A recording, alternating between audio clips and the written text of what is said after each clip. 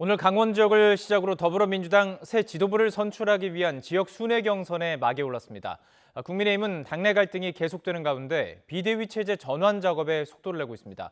자세한 내용 국회 취재기자 연결해서 알아보겠습니다. 이경국 기자. 네, 국회입니다. 자, 먼저 민주당 소식부터 살펴보죠. 첫 순회 경선 지역에서 치열한 경쟁이 이어졌다고요? 네, 오늘 오전 10시부터 강원 지역 합동 연설회가 진행이 됐습니다. 아무래도 이 민주당 당대표 후보들이 어떤 메시지를 내놓을지가 큰 관심이었는데요. 뚜렷한 전략 차이가 드러나는 연설이었습니다. 먼저 이재명 의원은 차기 총선과 대선에서 승리할 수 있도록 유능하고 강한 민주당을 만들겠다고 강조했습니다.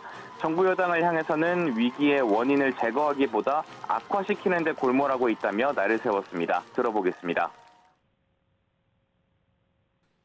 민생과 국가를 위해 필요한 일은 적극 협력하겠지만 정쟁에 몰두하는 집권 여당의 퇴행과 오만 독선에는 강력하게 맞서 싸우겠습니다, 여러분.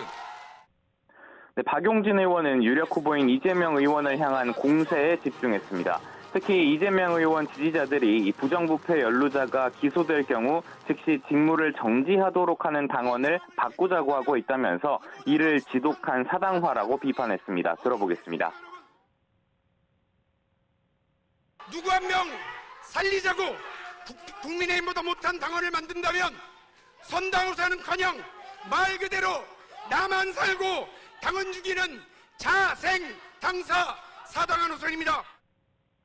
네, 강훈식 의원은 차별화에 방점을 둔 모습이었습니다. 특히 계파와 세대를 두루 연결해 힘을 모으겠다고 밝히는 등 포용의 리더십을 강조했습니다. 이어서 들어보시죠.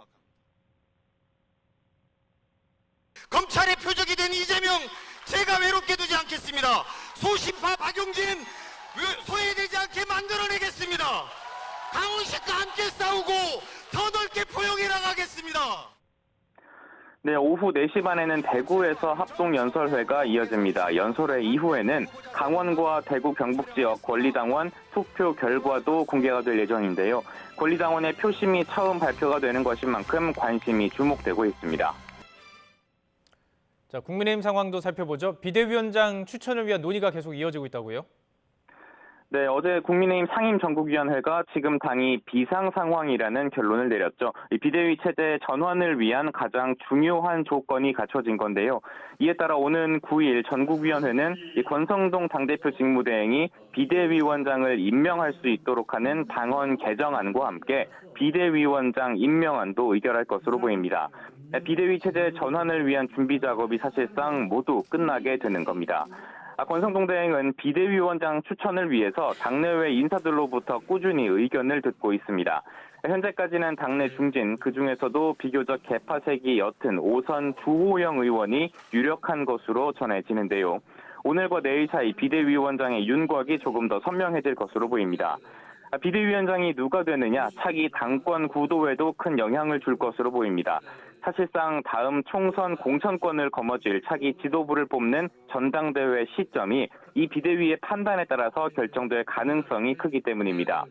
김기현 의원 등 일부 당권 주자로 분류되는 인물들은 가능한 빨리 전당대회를 열기를 원하지만 안철수 의원의 경우에는 당내의 기반을 다질 시간을 확보하는 것이 중요할 거란 분석이 나옵니다. 또 내년 4월 원내대표 임기가 끝나는 권성동 직무대행의 출마 가능 여부 역시 전당대회 개최 시점에 영향을 받을 거라는 분석이 존재합니다. 지금까지 국회에서 전해드렸습니다.